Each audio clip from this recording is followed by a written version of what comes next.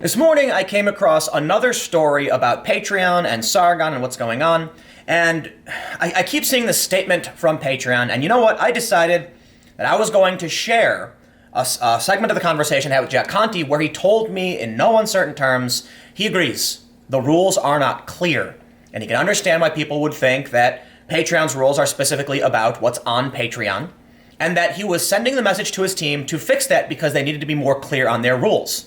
The reason I thought it was important to share this, and I will show the statement in just a second, is because if you think that these people broke the rules, but they are abiding by the rules you have written, why is it their fault, okay? If Sargon is completely willing to abide by your rules, if you tell him you made a mistake. So here's what happened. The story popped up, and I believe it was very one-sided. So I contacted the author, sent him some information, like here's some facts, here's a link, and he updated the story. Now I think the story is actually pretty good. You know, what a lot of people don't realize, like I've got a story on my wall right there. Oh wait, you can't even see it because I crop these videos. Anyway, I've got a story written about me. It's not favorable. It's just balanced. Like, don't expect a journalist to write a puff piece about you. Yeah, some people do. But no, if you want fair, then expect both sides to be kind of upset about it. But this is from the Business Insider. They say, crowdfunding platform Patreon defends itself from protests by intellectual dark web publishers' slur-filled post from banned YouTuber. So they got a picture of Sargon there doing his Sargon thing. They say, Patreon sought to defend itself Monday night amid a brewing controversy among some users and patrons of the website who were calling for a boycott following the ban of popular anti-feminist YouTuber Carl Benjamin, aka Sargon of Akkad. Notice, they didn't call him alt-right, called him anti-feminist. I think that's a fair assessment. Seeking to further justify the ban of Benjamin, which users boycotting the platform claimed was based in political bias, Patreon published the transcript of the video. It said the company, I'm assuming it's a typo, based its decision on. Patreon said the segment fit its description of hate speech, which the platform bans. Reading the transcript, it met Patreon's definition of hate speech, which it says includes serious attacks or even negative generalizations of people based on race and sexual orientation. So they say, in a conversation published in February on the Dutch right-wing YouTube account, Michelle Caitlin, Benjamin said the following of the alt-right who he opposes. Now, I've read through this. I'm not going to read through the quote again because it's, beating a dead horse at this point. It's feeding a fed horse at this point, for those that understand that reference. But I will reference this in just a moment because it comes up again. Nick Monroe did transcribe this, and it seems like they've actually, to an extreme degree, pulled a statement out of context. It appears that some of the statements made was Sargon reading a comment, not making the comment himself. They say, Business Insider has verified the existence of the video, which was still up on YouTube at the time of this writing, and the quote's reference. Notably, the conversation was not on Patreon's own platform.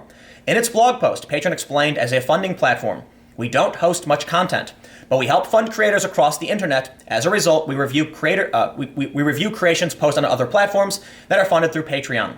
Sargon is well known for his collaborations with other creators, and so we apply our community guidelines to those collaborations, including this interview.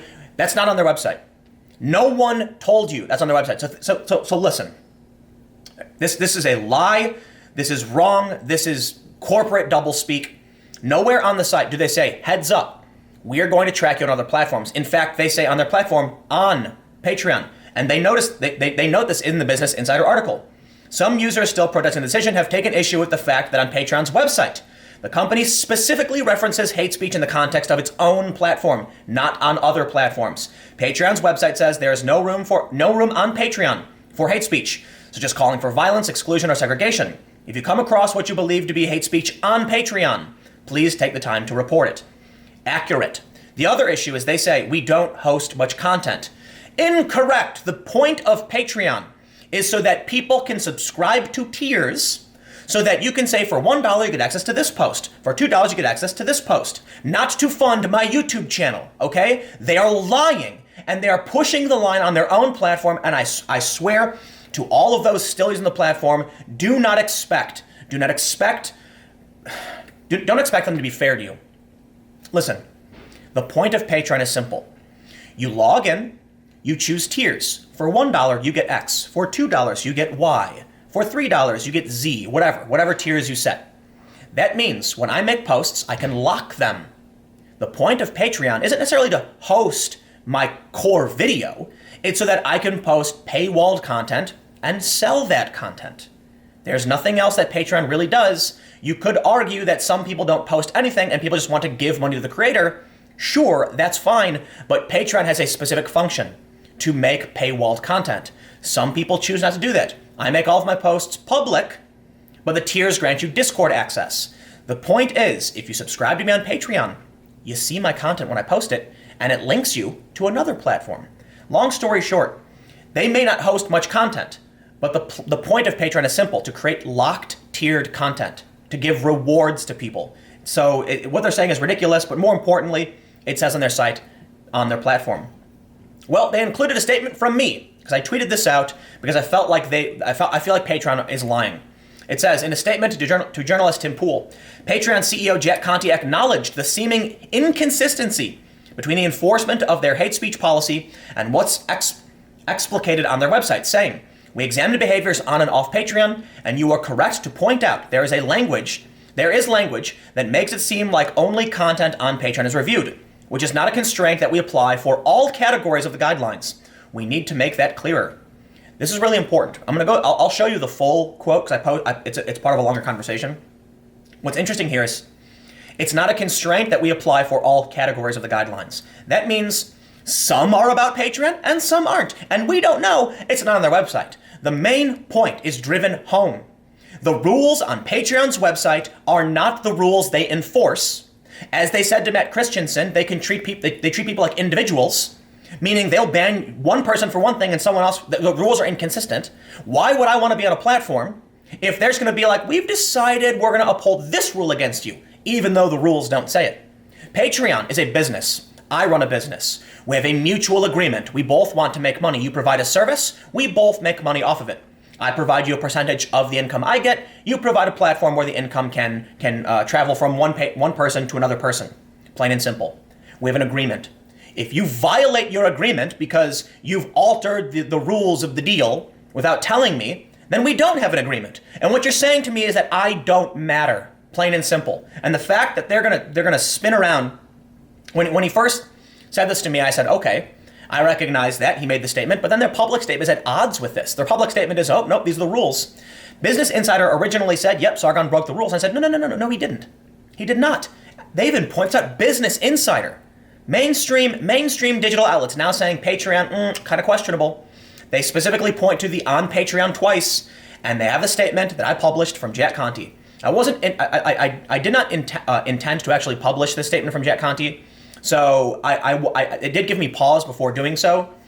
It wasn't an off-the-record conversation, right? I'm a journalist seeking a comment about Sargon, and he responded. So while normally I try to keep conversations for the most part private, I think there is an important public interest in knowing what Jack Conte said to me about the rules when he acknowledged he knows the rules are not clear and they need to fix that problem.